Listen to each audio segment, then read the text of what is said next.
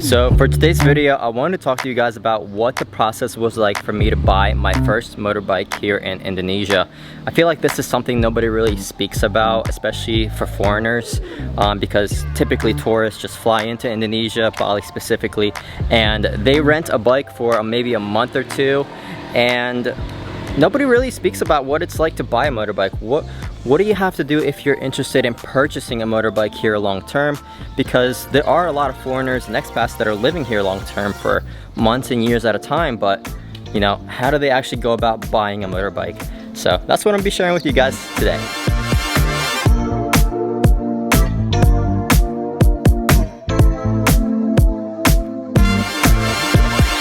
Now, before we go any further, I want to mention to you guys that tomorrow I'll be doing a live Q&A session with all of my channel members. So we're currently at 50 members. It's absolutely incredible that so many of you are supporting me. So if you want to join the live session, make sure you click the join button on my YouTube channel. And while we're on the topic, quick thank you to Brent and Kelly for joining my YouTube memberships recently. Thank you so much, guys, for supporting me. And let's go ahead and give you guys a quick tour of where I've been staying for the last 2 weeks. Now, my place is located basically at a busy intersection. There's a lot of motorbikes going by here pretty much every minute. And it can get pretty loud at certain times in the night. Right in front of me is the parking lot. Got plenty of room for maybe like 20 motorbikes. It's currently pretty full because Kentanya's car is parked in the very back of it. So everybody kind of has to park around her, including myself. But yeah, plenty of room for probably 2 or 3 cars as well as some motorbikes. A few people park out on the street right here because there's nowhere else to park.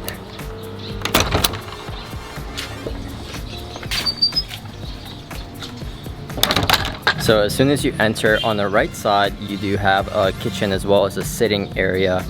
We come out here early in the morning usually to get some coffee because coffee is actually provided. It's just a really great space for working, getting some work done as well as eating. They do have a shared kitchen, so everything's provided literally for you to do any cooking. And the nice thing about this place is that it does have a stove, which not many places in Bali actually provide a stove. So if you want to do some baking, that's the place to do it. But let's go ahead and show you guys the room. Now, one cool thing about this room is that everything has an electronic keypad. So we have this key card just like at a hotel room, and we use that to open the door. So before I show you guys the room, let me just make one quick note. We didn't have a pleasant experience checking into this place originally because there was a lot of construction, which you might hear in the background pretty soon. But overall though, I was pleasantly surprised by the actual room itself and the facilities available. As you walk in, you have this large queen size bed with 2 nightstands on each side. One of the things I do love about this place is that they have international plugs. So whether you have a US plug, a European plug, you'll be able to use any of your electronics basically. So that's a really nice feature they have. They've literally added plugs even at the sofa on each side of it, which is really nice. And next to the sofa, they have the refrigerator as well as some storage space right above it. And they've even got a working desk, which me and Kentanya have been using as our editing space. So it's been really useful. They've added literally plugs all over the room. So no matter where you're sitting, you can get some work done. And then moving over to the closet itself, they've got a lot of storage space, just a few hangers unfortunately, but it's perfect for 2 people. And my favorite part about this place has to be this amazing bathroom. So as soon as you walk into this bathroom, I mean, your jaw pretty much drops. It's absolutely beautiful. You got this amazing painting greeted right in front of you, and the centerpiece, of course, of the bathroom has to be this beautiful bathtub. In addition to the bathtub though, you've got a really nice shower, a toilet right next to it, and I think what really separates this bathroom from any of the other places I've stayed at has to be these beautiful plants they've put on each side of the bathtub.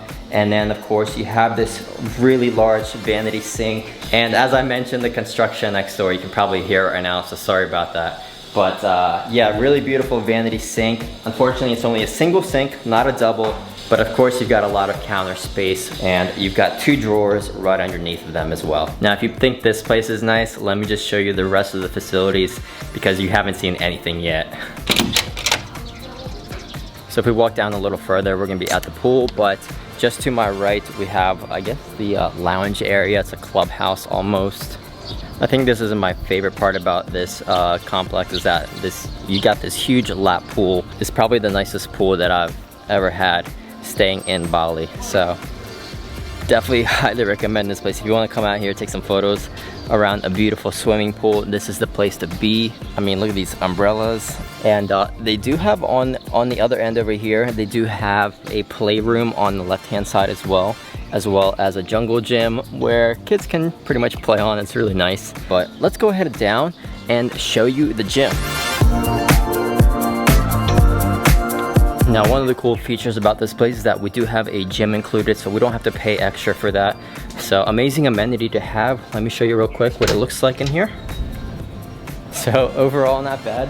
You do have a boxing area. You do have some treadmills, some bikes, as well as some incline presses. You could do bench press, incline press. You got a leg press as well as a leg extension machine. And of course, you do have some dumbbells as well to work with.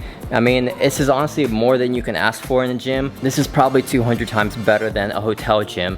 So big plus for them for supplying amazing equipment. You do have a water canister here, so if you get thirsty, you can fill up your waters. They even have a stereo machine. So they got about 2 or 3 speakers in here, and you can Bluetooth your iPhone and just play Spotify and get a nice good gym session out of it. So big plus. We've used it 2 times only. Now, there is another side to this place, which is at the very end, and I've never actually been to that side, so let's go ahead and check it out. But this is where most of the other villas are. So again, because we aren't living in a private villa, I've never been down to this side. But wow, so this is really nice. So you have this like really large garden area. Yeah, that's pretty much it. I mean, it's just a beautiful garden area with several villas lined up. I think some of them are 1-bedroom and 2-bedroom villas.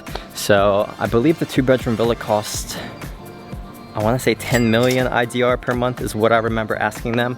And yeah, I mean, you have this really nice playground area, and that's about it. So let's walk back up. Overall, big thumbs up for this place.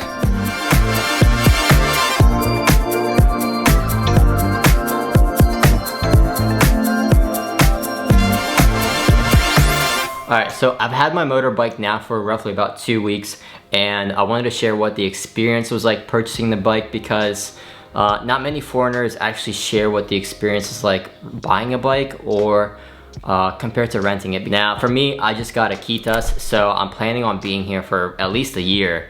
And I felt like it was gonna be a better option for me to just buy the bike instead of renting it every single month. And for that, I mean, at least I got a new bike out of it. Yes. So we spent roughly about 2 days just driving around and looking for a Yamaha dealership and a Honda dealership, because those were really the 2 options I had. Every time I come to Bali, I rent a Yamaha NMAX because they're just really comfortable bikes. They're really easy to ride. It's a little big for you though.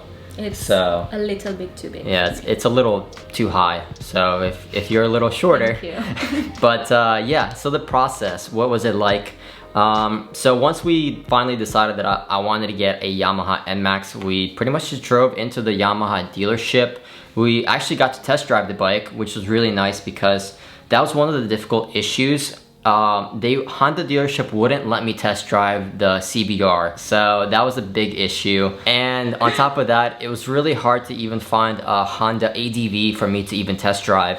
So the only dealership that let me test drive was Yamaha, so thumbs up to you guys. Ooh. Yeah, for letting me test drive the NMAX. Keep in mind that you can only test drive in Denpasar. Oh, in Denpasar. Okay. The biggest one. So basically, you need to be at a flagship store for them to be able to actually give you a test drive. And yeah, the process for buying the bike. Number 1, you need a local. So this is where she comes in. Yeah, I have a lot. Yeah.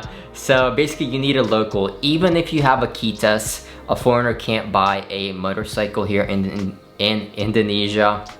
So basically, the bike had to be purchased originally through her name, and the reason for that is because of taxes. You actually have to be a permanent resident of Indonesia. That's correct. Yeah. So by the way, guys, if you are Indonesian and if there are any things that we say that are incorrect, just comment down below and let us know so that people watching this aren't making mistakes. And yeah, so we basically bought the bike under her name. It costs roughly about $2,000. Another thing you guys need to consider is that when you're buying a brand new bike, they're not gonna have plates for you right off the bat. Lucky enough for us, we spoke to the dealership and they could just provide us temporary plates. So the white license plates you guys see on bikes when you're driving around, that means the bike is brand new and you get those only for 1 month. That's basically to show police that it's a brand new bike and you don't have your registration for the bikes yet, right? Yes. So basically during that entire month that you have the new bike, you are basically waiting for your permanent license plates, which are the black ones. Yeah. Within 3 weeks to 1 month. Yeah, so you get those within 3 weeks to a month, and then you're not gonna get your registration for roughly at least a month. And the last thing you guys need to know is that the certificate of ownership, don't keep it in the bike or else somebody steals your bike, they can pretty much sell it even without you there. So yeah, keep that safe somewhere, probably in your house or in your room. But yeah, overall the process was really easy. Just make sure you have a local, somebody you trust, and that's how you purchase a bike. But yeah, overall so far I've had it for 2 weeks, absolutely love it. Giving you a sneak peek, we are planning a road trip somewhere soon on the bike. So really happy that we have an NMAX rather than a big motorbike. Of course. So, but really excited to have a motorbike here. Really excited to have my Kitas, and yeah, it's gonna be here for a few months exploring Indonesia. So I hope you guys enjoyed today's video. For any Indonesians watching, if there's any corrections, any mistakes that we made, just comment down below, let everybody else know. But yeah, if you have any questions about what it's like to purchase a bike, what are places like, how much, oh yeah, I forgot to mention how much we pay. We pay 5 million for this place, by the way. I never mentioned that, but that's roughly about 360 US dollars. So yeah, pretty affordable. And yeah, if you have any other questions, comment down below. I'll be happy to answer them. And I'll see you guys next week. Peace.